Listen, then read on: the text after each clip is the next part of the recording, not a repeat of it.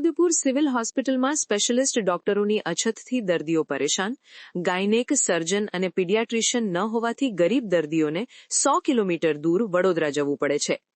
છોટાઉદેપુર જિલ્લો આદિવાસી બાહુલ્ય ધરાવતો જિલ્લો છે, જ્યાં ગરીબ લોકો દૂર દૂરથી સારવાર માટે જિલ્લાની સિવિલ હોસ્પિટલમાં આવે છે. પણ અફસોસ એ વાતનો છે કે અહીં દર્દીના સગાઓને પહેલા સારવાર નથી મળતી, તેમને પહેલા ડોક્ટર શોધવા પડે છે. જિલ્લાની મુખ્ય સિવિલ હોસ્પિટલ હોવા છતાં અહીં આજે પણ ગાયનેકોલોજિસ્ટ, સર્જન, પીડિયાટ્રિશિયન અને ઓર્થોપેડિક જેવા અત્યંત જરૂરી સ્પેશિયલિસ્ટ ડોક્ટરોની ભારે અછત છે. ગંભીર દર્દી હોસ્પિટલ પહોંચે અને જ્યારે સ્પેશિયલિસ્ટ જ ન મળે ત્યારે દર્દી અને પરિવારની હાલત કફોડી બની જાય છે. પ્રસૂતિનો કેસ હોય, બાળકની તબિયત ગંભીર હોય અથવા અકસ્માતમાં હાડકાં તૂટ્યા હોય તો છોટાઉદેપુર સિવિલ હોસ્પિટલમાં દર્દીને પૂરતી સારવાર મળતી નથી. પરિણામે દર્દીઓને ખાનગી દવાખાનામાં જવું પડે છે અથવા 100 કિલોમીટર દૂર વડોદરા દોડવું પડે છે. આ સમગ્ર મુદ્દે અમે લોકો પ્રશ્ન ઉઠાવી રહ્યા છે કે હોસ્પિટલમાં ડોક્ટર નથી, પણ 18 કરોડના ખર્ચે નવું બિલ્ડિંગ તૈયાર થયું અને આજે પણ તેનું લોકાર્પણ નથી થયું.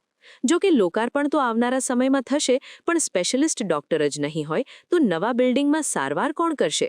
ગરીબ દર્દીઓને નવા બિલ્ડિંગની જરૂરિયાત નથી, તેમને જરૂરિયાત છે તો સ્પેશિયલિસ્ટ ડોક્ટરની. આ દ્રશ્યો છે છોટાઉદેપુર સિવિલ હોસ્પિટલના, જ્યાં રોજ મધ્યપ્રદેશની સરહદી વિસ્તાર અને છોટાઉદેપુર તેમજ અંતરિયાળ ગામડાઓમાંથી દર્દીઓ સારવાર માટે આવે છે. કોઈ બાળકને તાવ, કોઈને અકસ્માત, કોઈ મહિલાને પ્રસૂતિનો કેસ, પણ અહીં સમસ્યા એ છે કે દર્દીને પહેલા તપાસ નહીં, સ્પેશિયલિસ્ટ ડોક્ટર શોધવો પડે છે. ગાયનેકોલોજિસ્ટ ન હોવાને કારણે પ્રસૂતિના કેસમાં મુશ્કેલી પડે છે. પીડિયાટ્રિશિયન ન હોવાને કારણે બાળકોની સારવારમાં અડચણ થાય છે. સર્જન ન હોવાને કારણે ઓપરેશન અટકે અને ઓર્થોપેડિક ડોક્ટર ન હોવાને કારણે અકસ્માતના કેસમાં સારવાર અધૂરી રહે છે. પરિણામે દર્દી અહીંથી રેફર થાય અને પરિવારને તાત્કાલિક ખાનવી હોસ્પિટલમાં જવું પડે અથવા 100 કિલોમીટર દૂર વડોદરા દોડવું પડે છે. પછાત અને સરહદી વિસ્તારના લોકો માટે આ સફર માત્ર સમયની નહીં, જીવન અને મરણની લડાઈ બની જાય છે. સિવિલ હોસ્પિટલમાં આજે પણ કેટલીક સેવાઓ ઉપલબ્ધ છે, જેમ કે MBBS ડોક્ટરો, એનેસ્થેશિયા અને ડેન્ટિસ્ટ જેવી સેવાઓ.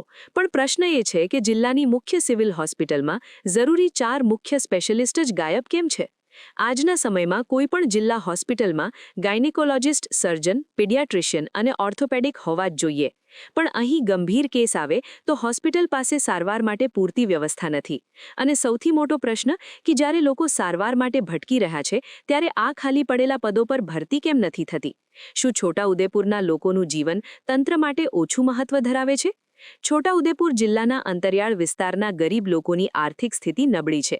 ખાનગી હોસ્પિટલનો ખર્ચ ઉઠાવવો મુશ્કેલ છે, પણ મજબૂરીમાં લોકોને દેવું કરીને પણ સારવાર કરાવવી પડે છે. ખાસ તો છોટાઉદેપુર જિલ્લાના ડુંગર વિસ્તારમાંથી માંડ હોસ્પિટલ સુધી પહોંચતી પ્રસૂતા મહિલાઓની તો કફોડી હાલત બને છે. વિચારો કે તેમને રિફર થવાનો વારો આવે તો કેવી હાલત પરિવારની અને મહિલાની થતી હશે? સિવિલ હોસ્પિટલમાં ડોક્ટરો સારા અહીંયા મૂકે, વ્યવસ્થિત ભરતી કરે, સરકાર ગવર્મેન્ટ વાળા આટલા બધા ખર્ચો કરે, ડોક્ટર નહીં અહીંયા તો પછી સારવાર કઈ રીતે થાય? દર્દી છે ને છોટાઉદેપુર થી બરોડા રિફર થવું પડે, રસ્તામાં અકસ્માત થઈ જાય તો એની જવાબદારી કોની રહેશે? આટલો મોટો ખર્ચો કર્યો, કરોડો રૂપિયાની હોસ્પિટલ બની, પણ અહીંયા ડોક્ટરોની ભરતી નહીં કરતા તો ડોક્ટરો કઈ રીતે, પછી પેશન્ટ કઈ રીતે બચી શકે?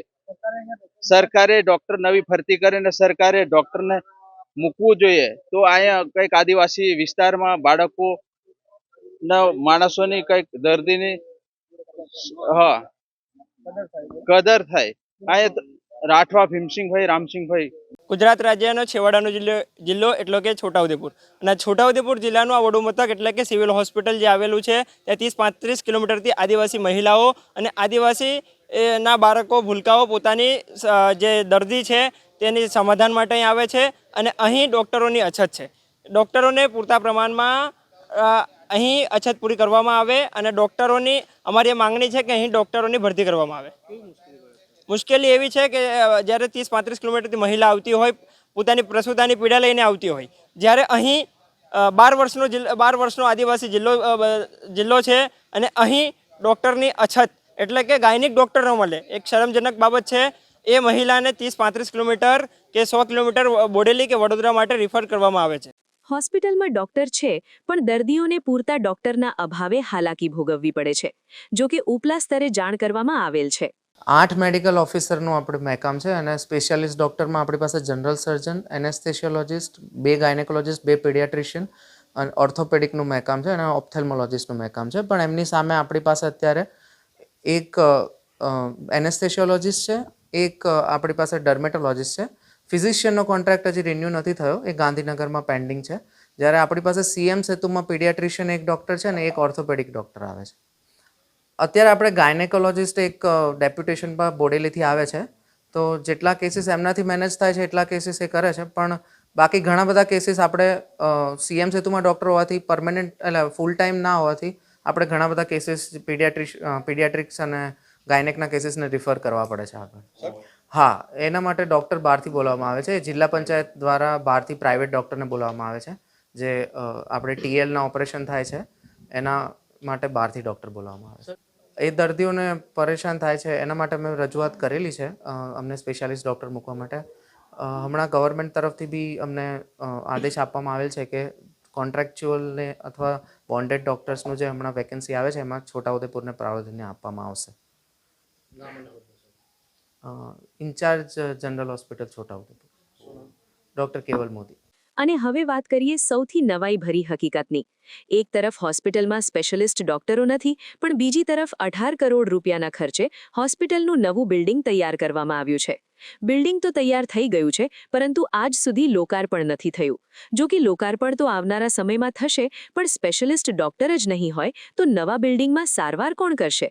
ગરીબ દર્દીઓને નવા બિલ્ડિંગની જરૂરિયાત નથી, તેમને જરૂરિયાત છે તો સ્પેશિયલિસ્ટ ડોક્ટરની. છોટાઉદેપુર જિલ્લાની સૌથી મોટી ગણાતી વડોદરા પછીની એસએસજી હોસ્પિટલ પછીની બીજા નંબરની આ હોસ્પિટલ બનાવવામાં આવી છે. કરોડો રૂપિયાનો કન્સ્ટ્રક્શન કરી અને બનાવવામાં આવી છે. સાચી વાત છે, સારી વાત છે કે લોકોને રાહત થશે, તેઓને સુવિધા મળશે, તેઓને દુઃખ દર્દ દૂર થશે. પણ સમસ્યા હાલ પણ ઢેરના ઢેર જ થઈ ગઈ છે. છોટાઉદેપુરની આટલી મોટી હોસ્પિટલ છતાં પણ ડૉક્ટરોનો એટલો બધો અભાવ છે કે કોઈ પણ વિભાગના ડૉક્ટરો જ નથી. ખાસ કરીને સર્જન જોઈએ, ઓપરેશન કરવાવાળા જોઈએ, આંખોના ડૉક્ટર જોઈએ, હાડકાના ડૉક્ટર જોઈએ. અહીંયા આગળ પ્રસૂતિઓ આવે છે, મહિલાઓ આવે છે, તેઓને માટે ગાયનેક ડૉક્ટરો 2-4 હોવા જોઈએ, એ પણ નથી. અને આની અંદર જેટલા લોકોને આજુબાજુથી આવતા હોય છે તેઓ એક આશા લઈને આવે છે, પણ જ્યારે અહીં આવે છે ત્યારે ખબર પડે છે કે અહીંયા ડૉક્ટર નથી, જેથી તેઓને ખાનગી દવાખાનાનો સહારો લેવો પડે છે. ગરીબ માણસના ગજવા ખાલી થઈ જાય છે અને અહીંથી 50 થી 100 કિલોમીટર દૂર વડોદરા એસએસજી જો રિફર કરવામાં આવે તો કેટલાક કિસ્સાઓની અંદર તો અકસ્માતના ને એવા કિસ્સાઓમાં અને પ્રસૂતિઓની અંદર પીંડા ઉપડતા તેઓ રસ્તામાં પણ એમનો મૃત્યુ થઈ ગયા હોવાના પણ બનાવ બન્યા છે. માંગ એ છે કે સરકાર છોટાઉદેપુર પ્રત્યે જરા ધ્યાન આપે અને જે ડૉક્ટરોની કમી વર્તાય છે તે તમામ વિભાગોની અંદર પૂરતા ડૉક્ટર અને એની સાથે સાથે સ્ટાફનો પણ વધારો કરવામાં આવે, જેથી આજુબાજુના ગરીબ લોકોને તેનો પૂરતો લાભ મળી રહે. સબ્બીર દિવાન, છોટાઉદેપુર. છોટાઉદેપુર સરહદી અને પછાત વિસ્તારોમાં જ્યાં લોકો પહેલેથી જ ગરીબી સામે સંઘર્ષ કરે છે, ત્યાં સરકારી સિવિલ હોસ્પિટલમાં સ્પેશિયલિસ્ટ ડોક્ટરોનો અભાવ સીધો લોકોના જીવ સાથે ખેલ છે.